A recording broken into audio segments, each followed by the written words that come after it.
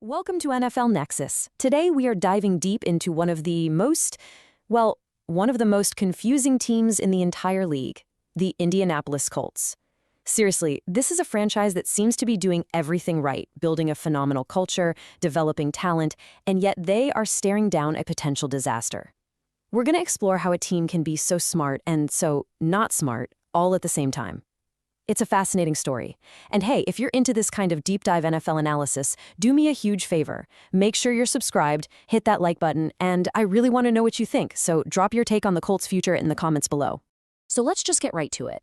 This is the question, isn't it? The one that has to be keeping the lights on late at night in that Colts front office.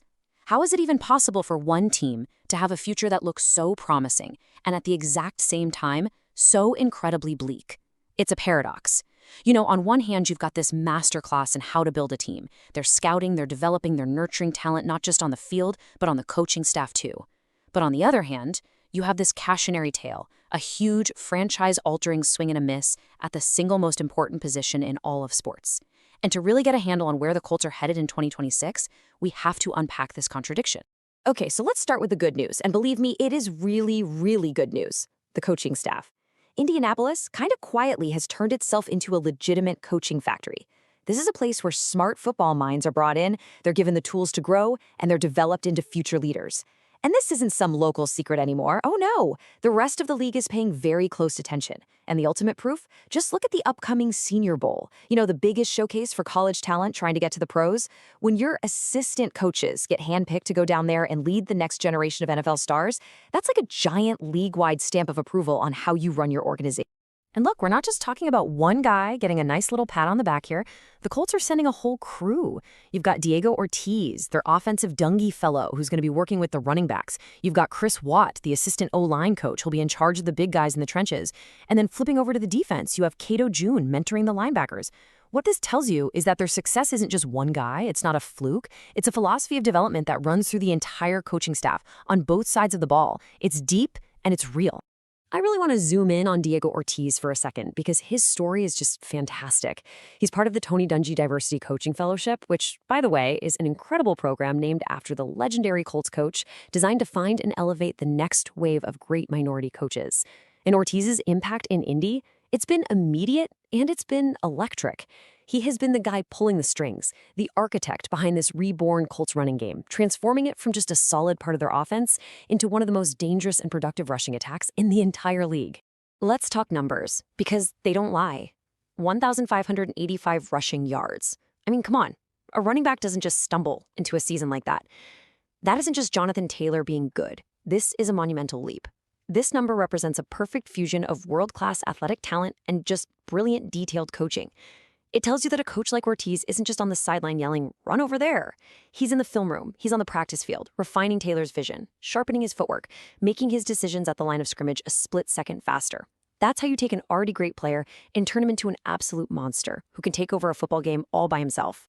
But you know, yards are one thing. What about putting the ball in the end zone? Well, how about 18 rushing touchdowns? That number led the entire NFL. Not top 5, not top 3, number 1. And that is so, so important because it proves the offense isn't just spinning its wheels between the 20s, they are finishing drives. It's a sign of a tough, physical, disciplined culture, especially down in the red zone where everything gets tougher. Thanks to this coaching, Jonathan Taylor isn't just their workhorse, he's their closer. And when you factor in his receiving scores, you're talking about 20 total touchdowns. He is the engine of this entire operation. But listen, we all know the deal, right? A running back, I don't care how great he is, can't do it all by himself. Jonathan Taylor's historic season was made possible by the 5 absolute maulers in front of him. And that brings us to Chris Watt. He's been working hand in glove with the position coach Tony Sparano Jr., and together they've built an offensive line that is just a force of nature. They are powerful, they're smart, and they are tough as nails. They are the unsung heroes of this whole thing, the guys who make that dominant run game go. And hey, you don't just have to take my word for it. The advanced numbers, they back it up completely. According to the folks over at Pro Football Focus, the Colts' offensive line was the second best pass blocking unit in the entire league.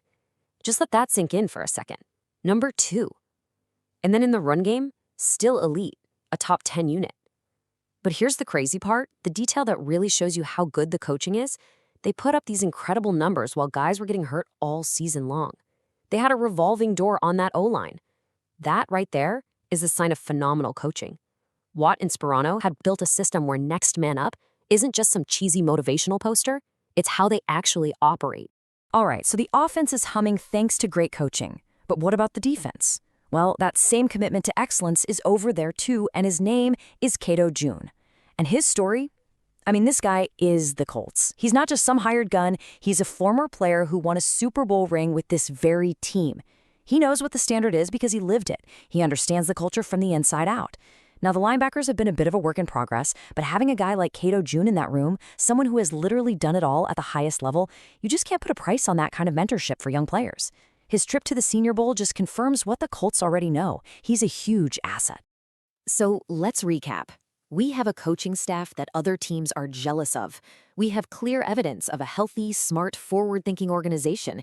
It's all sunshine and rainbows, right? Well, this is where the story takes a very, very dark turn. Because all of that fantastic work, all that smart team building is being threatened. It's being held hostage by one single catastrophic decision. A decision that has cast this long, dark shadow over everything else. The quarterback. You know, Pro Football Focus had a line about Anthony Richardson's time in Indianapolis that was, well, it was harsh, but it's hard to argue with it. After a couple of exciting flashes as a rookie, his career has been, and I'm quoting here, a dumpster fire of epic proportions. It's a brutal, brutal assessment, but as we're about to walk through the timeline of how it all fell apart, you'll see it's tragically, undeniably accurate. What's just so mind-blowing about this whole situation is how fast it happened. Think about this timeline. In 2023, he's the 4th overall pick in the draft. He is the future, he's the guy on all the billboards. Fast forward just 2 years to 2025, and he can't even win the starting job in training camp. He loses it to Daniel Jones. Then, before he even gets a shot to maybe get back on the field, a completely bizarre off-field injury just wipes out his entire season. Which brings us to right now, the 2026 offseason, where he's no longer the face of the franchise. He's a trade chip, a sunk cost. From franchise savior to the odd man out in 3 short, disastrous years. And the injury? My gosh, you can't even make this stuff up.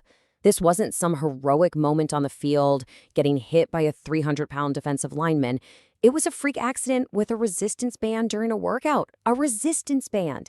And the result was a broken orbital bone, the bone around your eye. For a quarterback whose entire job depends on his vision, that is an absolute nightmare. This injury didn't just cost him a few games, it cost him everything. When Daniel Jones got hurt later in the year, did the Colts turn to Richardson? Nope. They had so little faith in him that they had to call up a retired Phillip Rivers. Think about that. What does that tell you about their confidence in the supposed QB of the future? And hey, if you don't believe me, just listen to the head coach himself. When Shane Steichen was asked point blank if Anthony Richardson has a future with this team, he didn't talk about his rocket arm or his incredible athletic talent. He immediately went right to the injury. He said the biggest thing is the eye limitations. That's got to get healthy. Then he just completely kicks the can down the road. Those are conversations that will take place in the future. That is the loudest non-answer a coach could possibly give. That's coach speak for, we have no idea what to do with this guy, and we don't want to talk about it. The lack of confidence is just screaming through the microphone. So this is it. This is the moment where the 2 stories we've been telling, the story of brilliant coaching and the story of a busted quarterback, just smash right into each other. It puts the Colts organization at a massive crossroads. Down one path, you have the patient, smart, proven development of your coaching staff. And down the other path, you have the massive, unfixable cost of a failed top 5 draft pick. It's a battle between the strength of their coaching and the ghost of their draft capital. And how they navigate this exact conflict is going to define the next 5 years of this franchise. Let's just lay it all out there. Look at the quarterback room right now. It's like a game of musical chairs. You've got Daniel Jones. Before he tore his Achilles, he played well enough that the team trusts him as a starter. He's got a chair. Then you've got the rookie Riley Leonard. He looked great in the final week of the season, probably played his way right into that backup QB2 job. He's got a chair. And that leaves Anthony Richardson, the former 4th overall pick, standing there with nowhere to sit. With a huge multi-million-dollar contract decision on his 5th-year option coming up, there is simply no football reason, no financial reason, no logical reason to keep him around. He's the odd man out. So this is the core tension, right? The thing that's pulling this franchise in 2 different directions at once. They've absolutely proven they can find and grow coaching talent. It's a massive strength. But all of that incredible work is being completely canceled out. It's being undermined by the colossal failure of the Anthony Richardson pick. It's a classic case of the sunk cost fallacy. You've invested so much, the draft pick, the time, the money, that it feels impossible to just walk away, even when you know it's the right thing to do. It's like they've built this beautiful, perfect house, but they just discovered the foundation is completely cracked, and it's threatening to bring the whole thing tumbling down. And so, when you boil it all down, it leaves us with one final, franchise-defining question for the Indianapolis Colts. Can brilliant coaching make up for a catastrophic mistake in talent evaluation?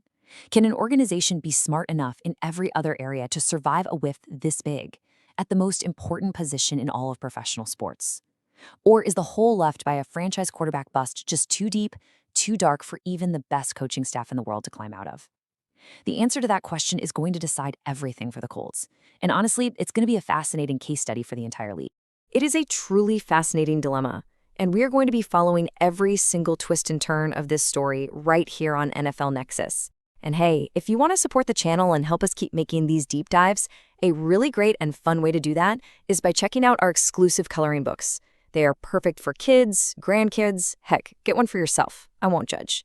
They are a blast for all ages and a cool way to show your love for the game. You can find the link right down in the description or just scan the QR code you see on your screen. Thank you so much for hanging out and watching, and we'll see you next time.